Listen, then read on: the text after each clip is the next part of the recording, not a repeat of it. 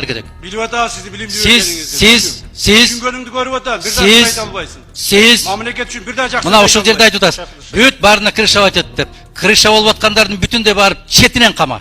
Четинен кама. Мен кол чабам. Сені қошып қалмайбыз жақында. Колдон келбейт. Колдон келбейт. Колдон келген ишти айтып калчы Айлан. Колдон келген ишти айтып калчы. Азыркы бийликке эмнеге каршы чыгуудасыз дегенде, эгерде өткөндө айттым, азыркы бийликке сен макул болсоң деп Бишкектеги жыйында, мен макул эмесмин деген кыймылга оппозицияга чык, мен макулмун деп дедим.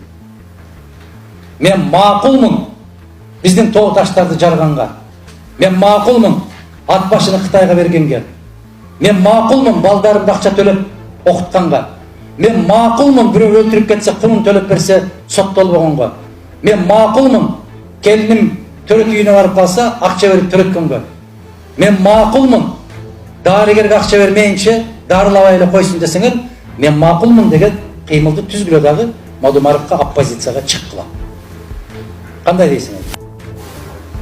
Мына эки сөздүн башын бириктире албаган депутаттар, эки сөздүн башын бириктире албаган өлкө башчы, эки сөздүн башын бириктире албаган өкмөтүң бизди, сизди канааттандырып атса, колдоп чыккыла, эч ким кой дебейт. Ушулар туура кылып атат дегиле. Мен макулмун сабатсыз болгонго дегиле. Не шылдыңды атасыңар? Ламун чыкпаган сайын совсем эле хамское отношение. Что это такое? Смешно вам? Смеяться будете в другом месте. Мен делеттеге добуш берген адамдарым бар, ошону сыйлагыла. Сколько раз чыксам, микрофонду каалагандай тейлейсиздер. Ушуну президент көрүп атса, сиздин шефиңиз көрүп атса, ошого жеткирип койгула. Нельзя так относиться к депутатам. Я не с улицы пришла. Мени эл шайлап келген. Ошо келгенден кийин де бир ошо добушта ошону шылдыңда отурасыңар. Колдобой эле койгула. Вообще настолько унизительно и оскорбительно именно от наших коллег такой. Еще сидит и смеется. Элира Жыргалбекова, кичине сабырдуу болсоңуз, сизди шылдыңдаган эч ким жок. Кырдаал баарыбызды ушундай жылмайып сүйлөгөнгө буйруп атат. $4500 чогулду.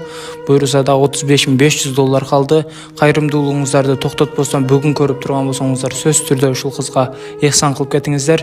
Алланын ыраазычылыгы үчүн 20-ноябрь 2024 жылга сөз түрдө бир отчет кылып сиздерге айтам. Ушул кайрымдуулугуңуздардан жазбаңыздар. Аябай чоң бир суммаларды которуп, Алланын ыраазычылыгы үчүн токтотпогон инсандар бар экен. Барыңыздарга Алла ыраазы болсун. Бүгүн туруп ушул терминалга барып дагы да улантыңыздар туугандар. Ушул кыздын жакшы болуп кетүүсү үчүн. Кабат сен эми багың дагы бир жолу кайталап айтып берсең, 0554 00 70 84 эмбанк номерим. Махаббат Б деп чыгат. Урматтуу эл журт, жардам берип коңуздарчы, кыйналууда. Сураныч, Алла ыраазы болсун сиздерге. Ушинтип боорунан кан аралаш суюктуктар чыга баштаптыр эми. Кайдыр карабастан биз көппүз, миллиондогон, 100 миңдеген адамдар көрүп атат. Ошолордун арасынан бир аз эле каражат которуп кеткендер болсо деле, бир 100 миң адам бир 100 сомдон салып койсо да 1 миллион болот экен туугандар.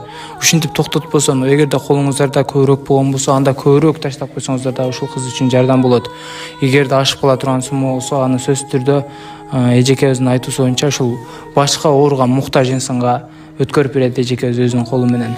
Анда бүгүн көрүп турасыздарбы, анда сөз түрдө барып, терминалга барып, серикпестен туруп, ушул кызга ыхсан кылып кетиңиздер. Азыркы учурда туугандар, махабаттын салмагы 43 килограммга жетиптир, арыктап. Келгиле, эми ушул кичинекей кызыбызды колдон келген жардамды берип сактап калайлы. Алланын ыраазычылыгы үчүн. Ресторандар бар. Менде могул тармакты кичине түшүнгөн киши катары айтып Туура айтып атасыз. Толтурай. Тишин жылтыратып койгон ичине кирсеңиз, укмуштун баары ушакта. Негизи ушундай. Бул жерде аябай талапты чоң коюш керек. Анан мына чет өлкөдөн ташылып келди азыр бүт эле. Мына мисал үчүн азыр мына мода болуп аткан жана дубайский шоколад деп атат. Андан кийин багы жүзүм Кытайдын жүзүмү чыкты. Андагы 2000 сомдон кылганда эл экен деп алып, ошолорго өтө каттуу текшерип коюп, неме кылыш керек? Чараларын көрүш керек. Ошондой кылбасаңыздар болбойт. Азыр ушундай мыйзам каралып аткан мезгилде ушундай күчтүү штрафтарды эле киргизип коюш керек. Талап аябай каттуу болгон жерде, мисалы үчүн Эми адам ден соолугу эң кымбат да. Болбогон бир арзан продукттан жасайт. Андан кийин 5000 сом штраф төлөп коюп тура берет. Туура айтып атасыз, мырза. Биздин дагы сунушубуз, эми бул дагы биз министрлер кабинети менен дагы иштеп чыгабыз.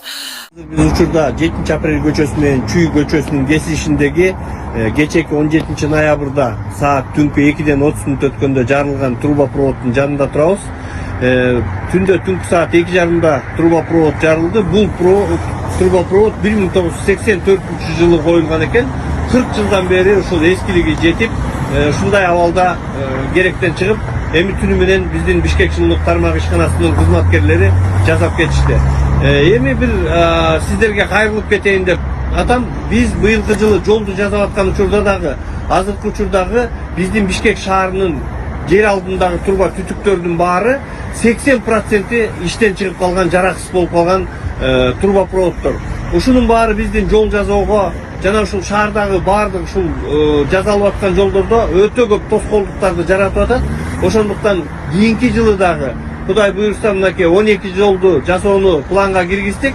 Баардык жерде ушундай трубопроводдор бар, канализация бар. Ошолордун баарын жеринен алмаштырып кетпесек, бул 40 жылдан, 60 жылдан өтүп кеткен трубопроводдордун эскилиги жеткендиктен ошонун баарын алмаштырууга туура келет.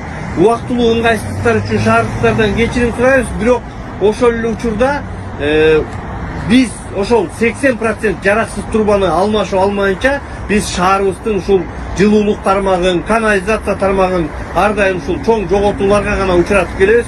Элибизге дагы туура эмес мамиле болуп калат. Ошону сиздерге кайрылып кетет элем.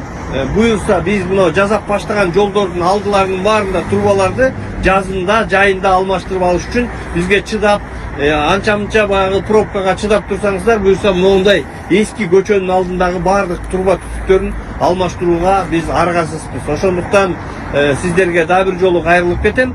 Кышында баягы келип ушинтип азап чегип куурабастан жайында, жазында, күн жылууда баардыгын алмаштырып алганга туура келет.